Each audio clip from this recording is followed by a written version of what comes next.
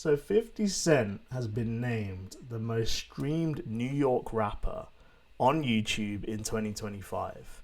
So we'll get into this, we're going to get into it, but realistically, when I first saw this headline, I was actually very shocked, and I thought to myself, the first thought I had was, what, is there no other relevant New York rappers anymore?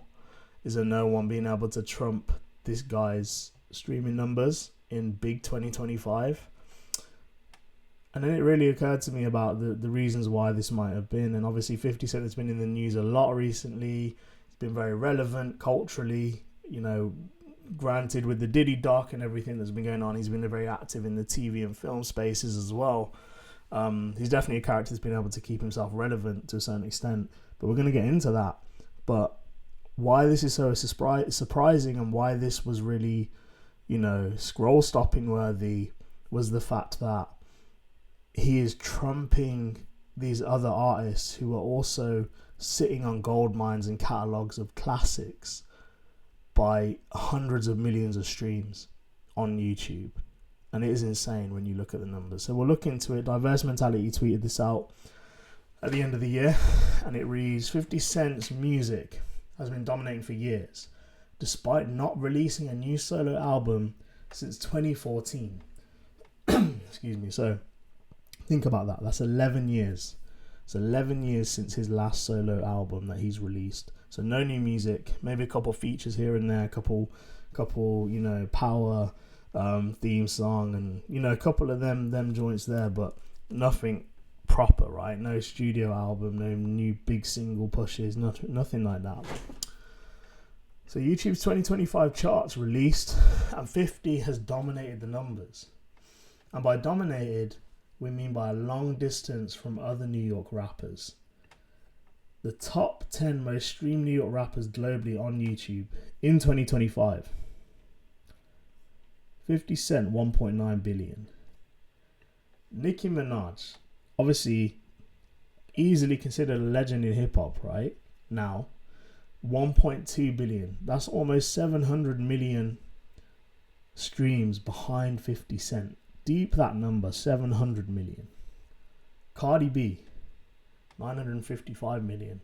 Can't lie, that's very impressive as well. That is very impressive as well. Jay-Z, 711 million. 6ix9ine, aptly, with 696 million. Pop Smoke, the late Pop Smoke, 645. French Montana, 587. Biggie, the late and great Biggie, 581. ASAP Rocky, 552. And Lil Tecca, 471. I can't lie, man. I'm a big 50 Cent fan. Always have been. And I was even shocked by this just because of the vastness of the space between the closest New York rapper. And obviously, let's bear in mind, this is New York rapper, right? This isn't. So what do these numbers actually mean, right? So we're seeing these headlines. This story was covered. There was a hot new hip hop piece on it. There was other articles on it. It was a decent story within the industry. Obviously, 50 is already quite active. But what do these numbers actually mean?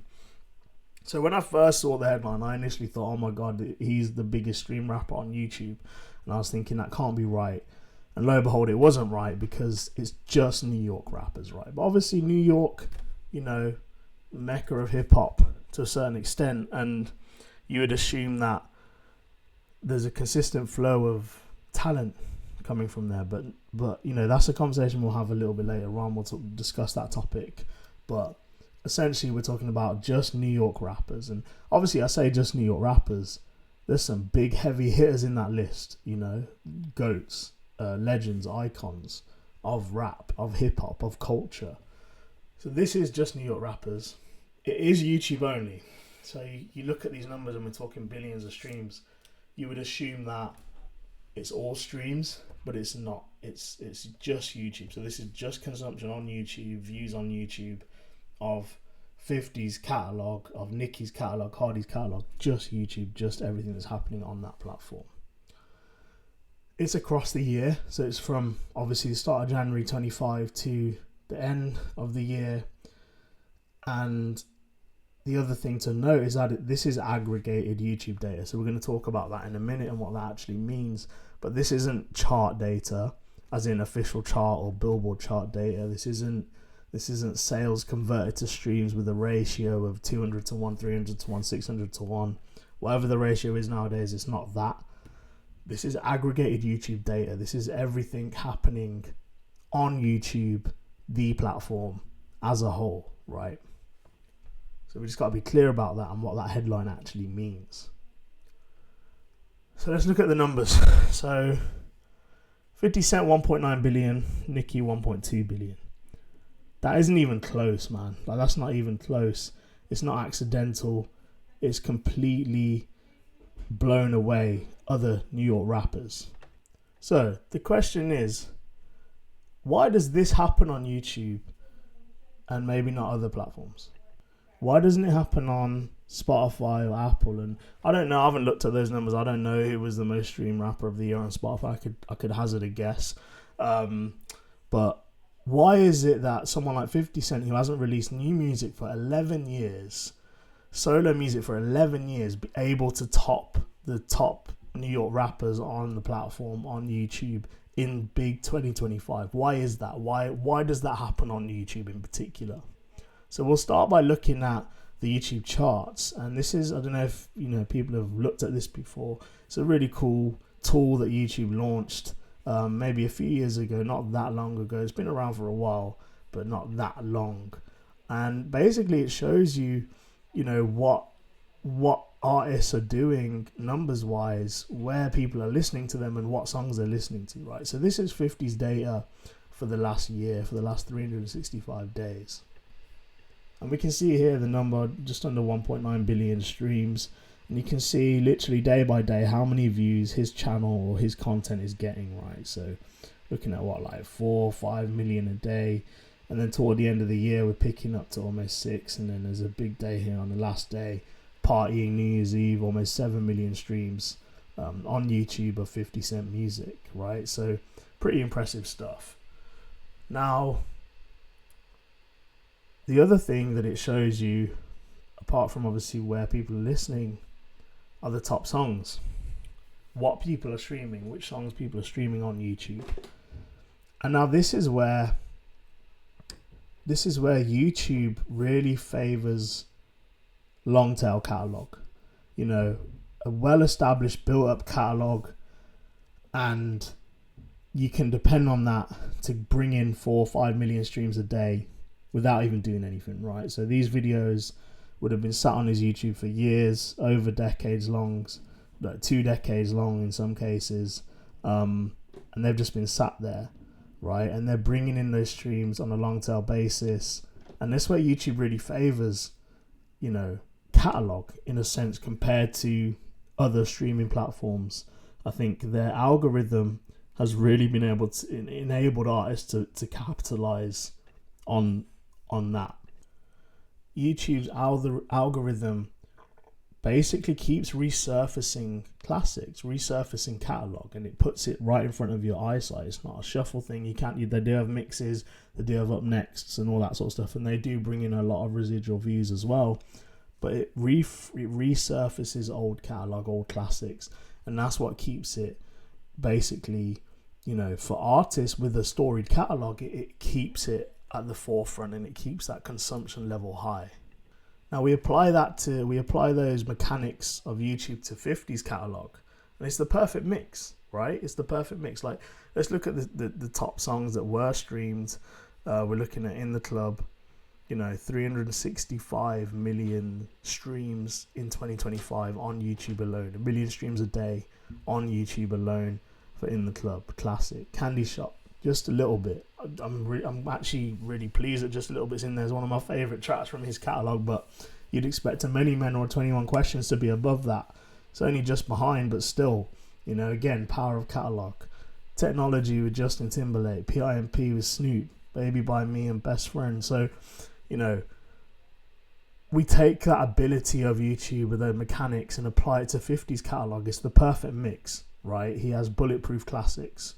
He has timeless, replayable records. In the Club, he always talks about In the Club being, it's your birthday. Opening with that line makes it relevant forever, He has a global audience already. Like, the top streaming country is actually Brazil. You'd expect it to be, or city, sorry, Sao Paulo. You'd expect it to be somewhere in America or, you know, somewhere else, but global. And then the final point, which I found really interesting, I think relates to the next point I'm going to make, is the fact that because he is such a well-established and storied artist, you know, there is a certain element of, you know, cultural nostalgia. There's you know, 50 Cent classics, massive catalogue, artist that's been around for decades, right? So there is this nostalgia, and that works perfectly well with this algorithmic mechanic that we're talking about. So what then comes to my mind is the power of that cultural nostalgia. And I'm talking about as if he's like done, like, bro, like 50 is still very much relevant. Like, we've seen that with the whole Netflix doc, the Diddy doc, all the movie and TV projects that he works on. Like, he's very relevant still.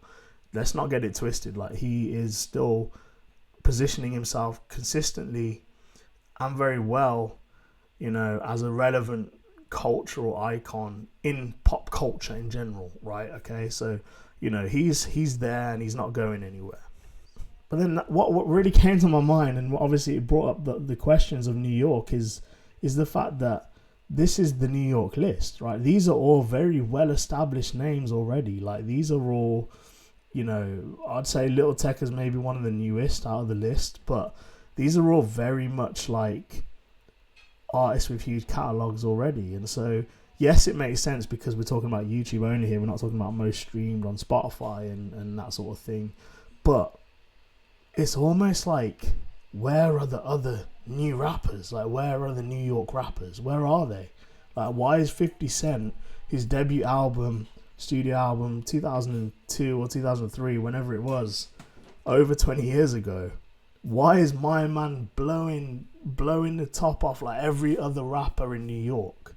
Like, surely the baton should have been passed by now. I think that's another topic, that's another discussion. But I did want to touch on it because I think it's very apt, considering the recent news of Ebro in the Morning being cancelled, Hot 97, and it did bring up, you know, there's been a sort of resurfaced clip of 50 blaming Ebro for the lack of New York rappers coming through now. So I wanted to play that as well because I thought that was really interesting. But let me just quickly.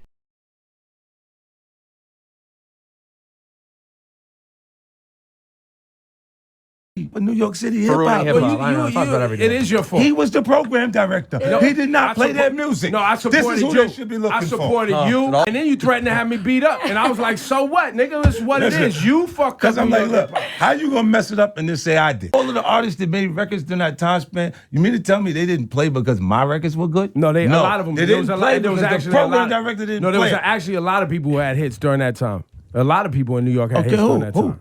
Jim had hits during that time. Cam had hits during that time. Max B had hits during that time. Yeah, this 50 Cent G-Unit run. There was a lot of people. I mean, Busta, obviously, he's Busta, but he was Busta before that. Yeah, Busta always had his.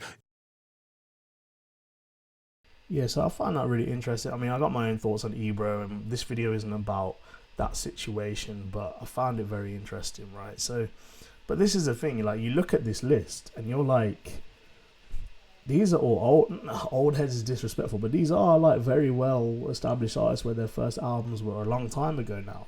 Like, we're talking about, compare it with what is currently on the list, and then we talk about, you know, so we look at 50 being here, and obviously, like I said, culturally relevant, but then we look at like the objective view of it, and we're looking at these artists. So you look at like Nicki, for instance, right? Nicki,